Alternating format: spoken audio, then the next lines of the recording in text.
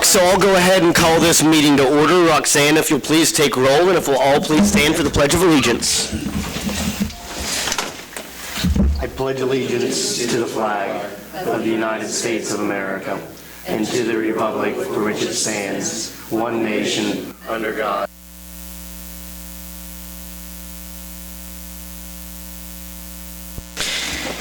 Has the council had time to review the agenda? Make a motion to approve the agenda. I'll second it. Motion's been made and seconded. All those in favor, please show a voting sign. Opposed, same sign. Public comments. Persons who wish to address the City Council regarding items on the agenda may do so as that agenda item is called. Persons who wish to address the City Council regarding items not on the agenda and that are under the jurisdiction of the City Council may do so at this time when called upon by the Mayor. Comments on personnel matters, matters pending in the court, or with other outside tribunals are not permitted. Speakers are limited to 3 minutes. Any presentation is for information purposes only. No action will be taken. No? Okay. Consent agenda. Are there questions about the consent agenda? I'll make a motion to approve the consent agenda. I'll second it. There's been a motion and a second to approve the consent agenda. All those in favor, please show a voting sign. Opposed? Same sign. Item A, roundtable presentation on Coon Creek. Ms. Utley, if you'll...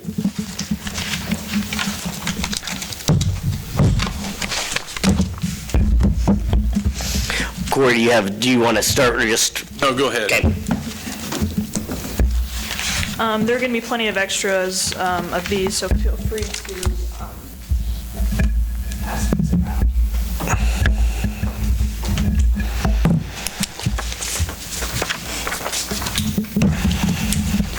All right. So good evening. My name is Iola, and I'm a high school senior currently living in Iola. It was over summer break that my friends and I were given directions by an elder when they said, take a left, head down Lincoln Street, and it's just past Coon Creek. And I distinctly remember all of my friends looking at one another in almost immense confusion, almost like we didn't believe what he had actually told us. And at first my mind immediately jumped to the defense of, well, maybe he means Raccoon Creek. That seems logical. We have raccoons around Coon Creek. And modern language, kids these days had just shortened it to Coon Creek. So I became curious, and I went digging for answers in the Iola Register documents at the United States Library of Congress on their website, where I found that the creek's original name had been Small Creek and had made the switch to Coon Creek sometime around 1895 to 1900. I also found that the derogatory slang term coon had nothing to do with raccoons at all. Instead, it actually came from the term barracoon, an enclosure or barracks formerly used for temporary confinement of slaves or convicts, often referred to as a white man's N-word. And according to census data, during this time, Iola was seeing a rise in the African-American population on the northern side of town where the creek runs through. This could be due to a lot of different reasons. The demand for smelting workers, or Tulsa's Black Street boom that was occurring just 150 miles away. Either way, black people were coming to Iola, and they weren't treated very well. And we even saw an increase from 28 African-Americans to 1,320 in less than a decade. At that time, black people weren't welcomed in a place like Iola, Kansas. And there was even a clip in the Iola Register document, and I have the entire document if anyone's interested, but I'm just going to read this one line, and it says, "He thus obtained fine views of Coon Creek, the Negro shanties, and freight ears." This was the type of language that was acceptable to put in newspapers in the early 1900s, around the same time period that Coon Creek was given its name.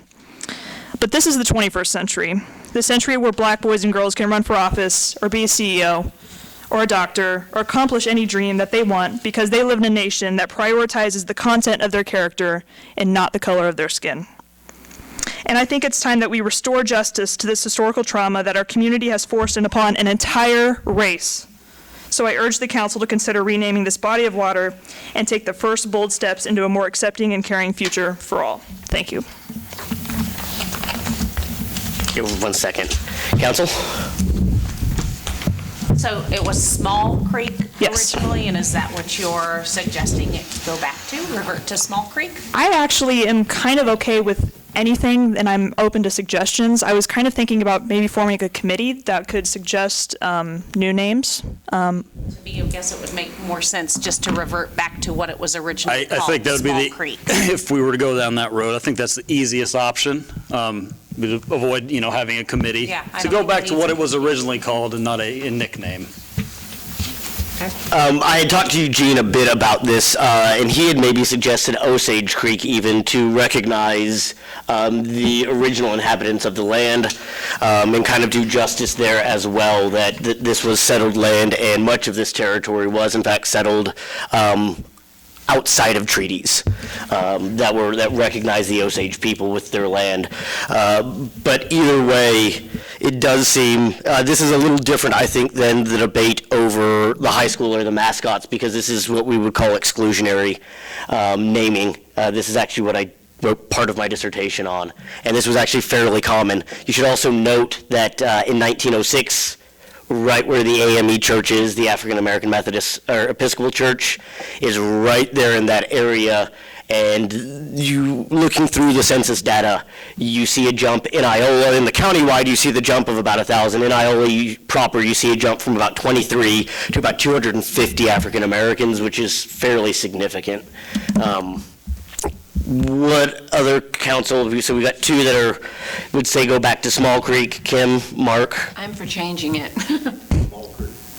Ron? I'd like to say something. Let me go through the council here real quick. I don't know that we necessarily need to change the name because I've lived here for 10 years. I've never heard a complaint about it once.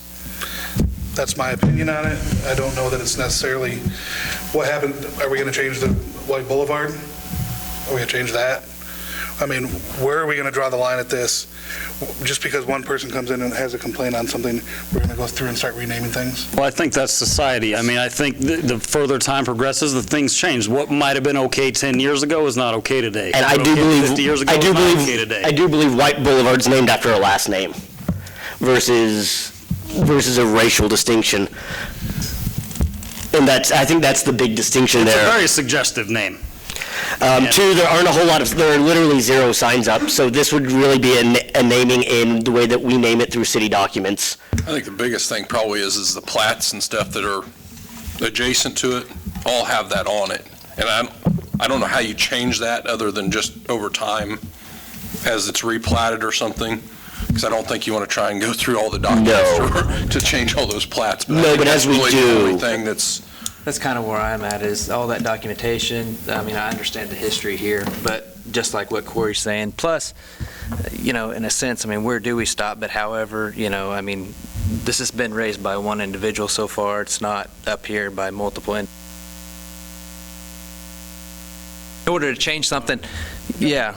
In order to I've been here change, 70 years and we've known No, but it you as that. could, Yeah. you could make the We want to be politically correct. politically Right. correct Yeah. gesture to say, in our books going forward, this is what it will be referred to. We know that there's still some documents that have the old name, but we're going to refer to it now as Small Creek or whatever. Donna? You're not going to be happy with me. I have done the research, and literally the black peoples came because literally Portland Cement wanted blacks. They refused. They run the Italians out the very night they come in, and they were just as mean to the Irish. So they were treated fairly well. Now, the black people used to live in the Chestnut area and also that area, and they put the AME church there. They were going to build a church in that other area. But going back to Coon Creek, I'm the oldest one of any of you here, and literally, when I talk to the black people in town, and they would rather be called African Americans now, but when I talk to them, I did it because Nancy will probably remember this. I asked my board at literally the trolley because I gave a WPA project, and it was a WPA project. And that was the area, Glenn Hanley, and you guys are way too young to remember him, but he was a very big force in literally trying to get that area called Black Community. He wanted Coon Creek. And literally, when I asked my board, they said, oh, you've got to change that. And I said, I can't change history. And, you know, the thing that bothers me most is if we try to cover up all of this. I ask the black people. I ask gamblers. I ask all of the black friends I know, and I have a whole lot of them because I've had a whole lot in class, and I do trolley tours for them. When I call that Coon Creek, they said, that's the name, and that's what we wanted. Now I'm talking Bass and Amblers and those people that have lived here for years. So it sounds real good to change it, but it's kind of like tearing down all the statues of the Civil War. It happened. And if we don't keep that in our mind of history happened, we'll forget it. And to me, we're going back to that worse now than ever. But in the literature, when I told the kids, I had black kids in school. And when it was about a nigger, I said, I can't say that word. And the kids said, we can. Where'd you get it from?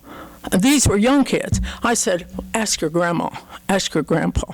So I'm literally against trying to change history. I don't know one black person that has said it's awful. I think the issue here is about, it's not necessarily about their community, because there isn't necessarily their community. We're the government. It's our community. It's all of our community. And there isn't a African-American community, a Hispanic community. We're one community. And as the government, do we see this as espousing our values? Two, as we had talked, this isn't necessarily going to be covered up. There would be clearly a plaque probably on the bridge giving the entire history of the creek naming, and when it reverted back. Now, if we revert it back to Small Creek, was the idea. I want to hop in here for a second. This is also something that I view as looking at a historical lens through the eyes of someone my age and the generations that are going to follow me.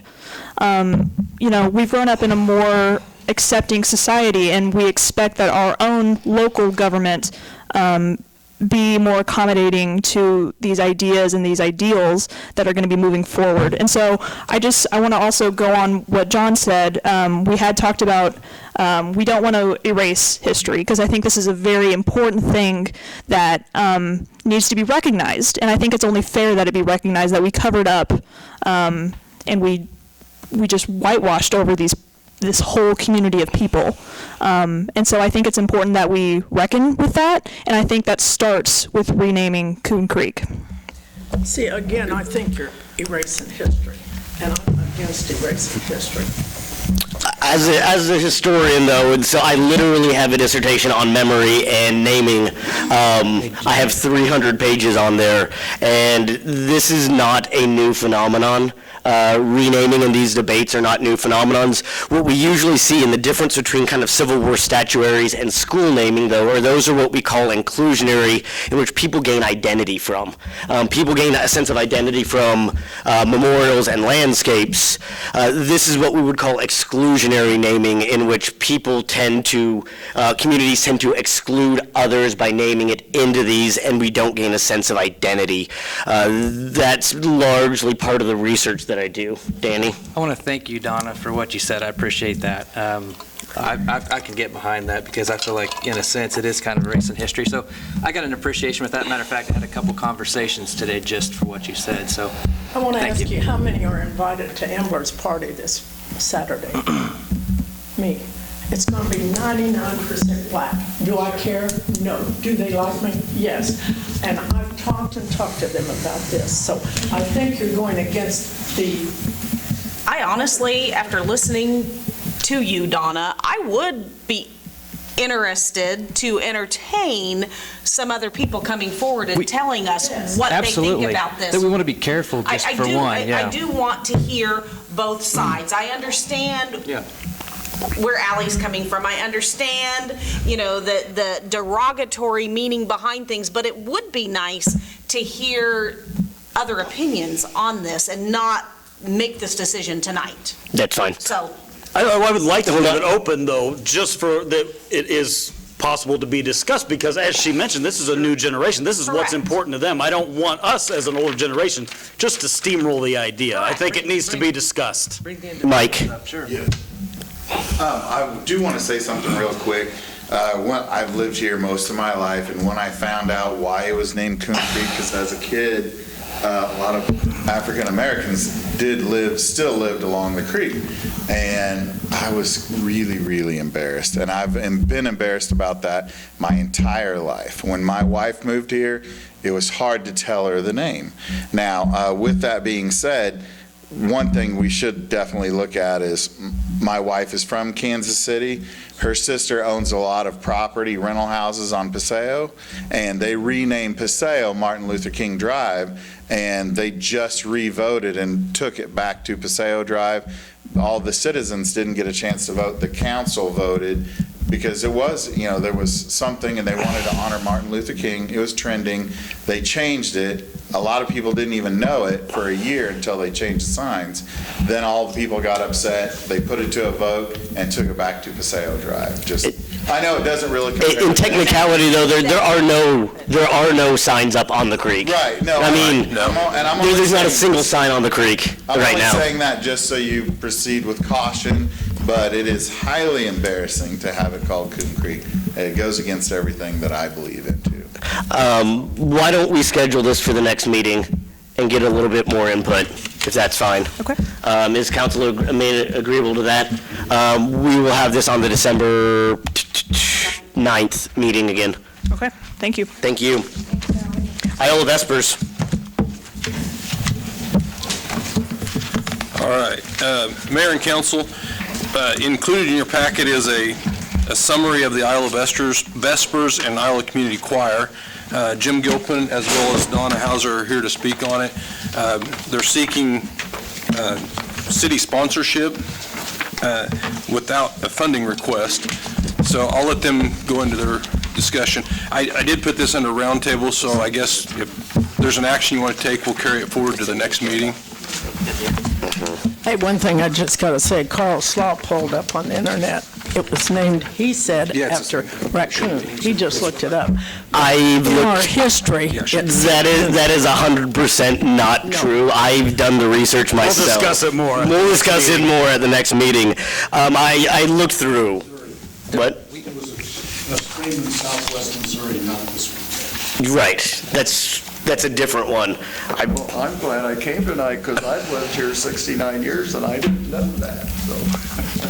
So I haven't been offended by it at all. But anyway, we're here tonight to share with you an idea that has surfaced since our annual Vespers choir became an ordinance. Created by the Music Club, as our handout explains, over 60 years ago. The choir meets annually and has a Christmas concert, and over the years, we've gone from the Music Club sponsoring to almost 20 years with the Southeast Kansas Christian Artists Group. During all those years, we've accumulated 3 filing cabinets full of Christmas music, which the college graciously keeps for us. Singers are volunteers, director, pianists are volunteers, but music is expensive, and we do try to update our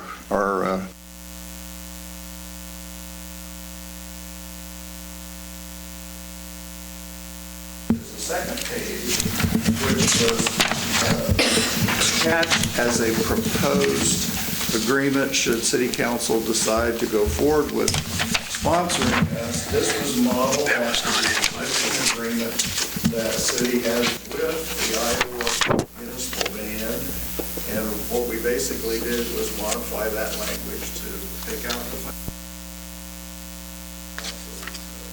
what we're about. We're impressed with the city's dedication to the city band for over 140 years, and since we've been singing for over 60 years, we thought maybe the city would be use the Bolus Fine Arts Center, and we're kind of grandfathered in that arrangement, so they don't charge us rent. We're kind of under city.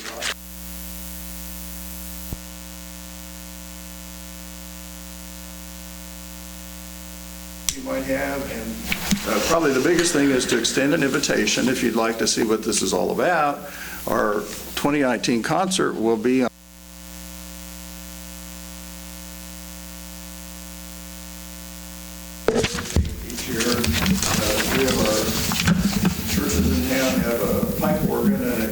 a lot of the music sounds pretty good with the addition of pipe organ, and there'll be other instrumentalists as well as singers there. So we'd like to invite you to attend and see what it's all about.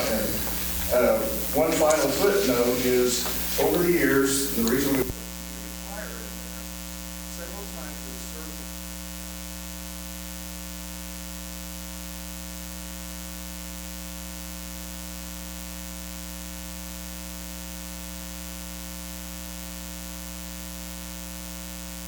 served. Christmas, but we'd be called together by our director at the time to sing for something or event. And so having that status, and again, the sponsorship of the city, we have that.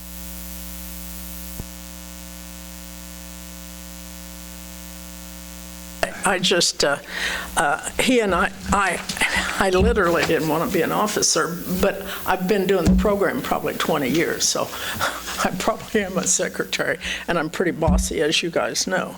But if you really want the whole research, in 1901, it started at the Baptist Church, and they called it Ladies Music Group. Well, they needed voices. How many years have you sung in it? Since I was 16, so that'd be 53 years. Anyway, they needed boys' voices because bass and tenor. Well, so they changed it to music club so they could get men in it. And literally in 37, they called it Vespers. Now, Vespers is really a nighttime service or a holiday service at the Catholic Church. Everyone said, well, it's Catholic. I said, no, you don't even have to belong to a church to be in this, literally. It's just people who like to sing parts. We have some that don't sing parts, but anyway, we try to sing parts. But literally, They're part of the group. yeah, literally, I was telling Sid and Corey, I said, my family comes, and I've got 4 other people coming. They come, and they buy things, particularly restaurants, and they buy things at country traditions. But what you do is up to you guys. Council? I don't see any reason not to sponsor them. They don't want money, they just want our support. And I'm sure if that will help them, if they're applying for any kind of grants or other support, I don't see a problem with it. I think what they're asking, though, is for funding through the Convention and Tourism eventually, right? So I don't know that it's grants, I think it's Convention and Tourism But funding, but there's lots of other groups that get that convention Right. and tourism, and they are bringing people in, so that, in my mind, that would qualify Right. for that. So I don't But again, see an we issue. don't action tonight, it's just to answer questions and come here. So and we'll come back after that and see how. If we sound terrible, you can say no. Let's get some consensus though on when we put this back on there.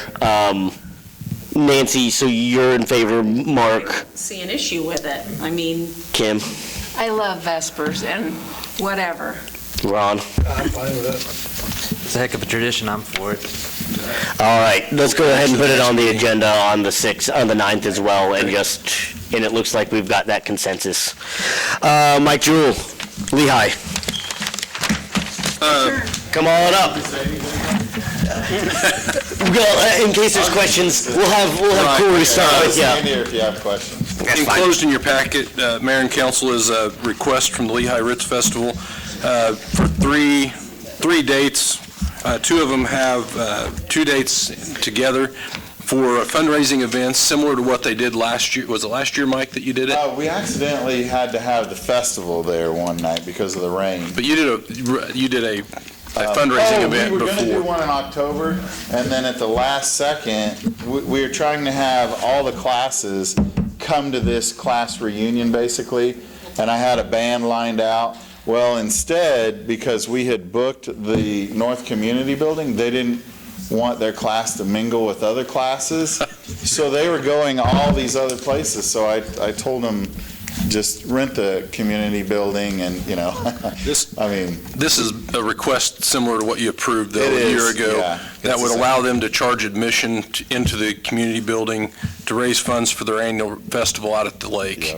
And those 3 dates, there actually was one in February we had to mark off because it was booked through the park already.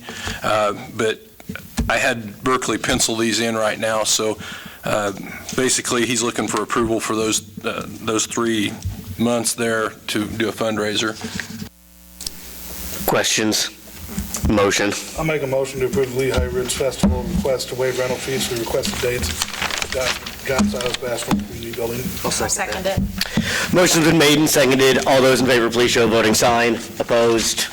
Motion passes. Public hearing. Thanks, Mike. Thanks, Mike. Setting a public hearing. Remember, this isn't a final passage. We're just setting the hearing for these things. Right.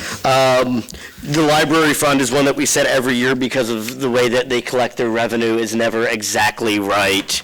Convention and tourism, that's fairly common as well because We approve things. you have some funds and approve things. You want to talk a little bit about electric, or Corey, or you want me to? You can go ahead and. Basically, on the electric and the stores fund, they're buying things that'll be used at a later date. I think it's some electric poles in there, isn't it? And some other items. The stores fund typically or historically has bought things like electric poles. They stay in the storeroom stock, and until they're checked out, they don't get charged to the electric fund. There are some other items, I think, such as water valves that are similar in that aspect that I know in the future, Sid and I and Roxanne have talked about it, trying to figure out a better way to do that and actually pay for it out of those enterprise funds. But this year, obviously, we're going to have to do that for the electric. But basically, they're not actually, these are things that they're going to be using over the course of the Right. year or two next year, in fact. Yeah, and the only reason the electric fund is in here is because we're transferring 40 more thousand to cover stores for their purchases. And this is just setting the public hearing for your next meeting, at which time we'll open that up to the public and you guys to ask more questions or in the meantime, so. Got a motion here. I'll make a motion to set a public hearing regarding amendments to the 2019 budget at the next regular city council meeting on December 9th, 2019 at 6 p.m. Park Theater Building. I'll second it. Motion has been made and seconded to set a public hearing. All those in favor, please show voting sign. Opposed? Motion passes. Which brings us on to council and administrator reports. Ron? Kim? Have a happy Thanksgiving. Nancy? Same. Have a happy Thanksgiving, everybody that's traveling. Travel safe. Watch for deer. Right. Ditto. Case? I have nothing. Annie? Happy Thanksgiving. I'll reiterate and turn it over to Corey. The only thing I have tonight, guys, I know Sid sent out an email to you guys about the Allen Community College Activity Building Town Hall meeting they're hosting on December 16th at 6. I know that Jean and John have confirmed. I don't know. We're gonna Okay, so that's 3. We just need to make sure if we have 5, we're going to have to do a special called meeting that evening. So if you guys can let Sid or I know, or confirm it now is fine.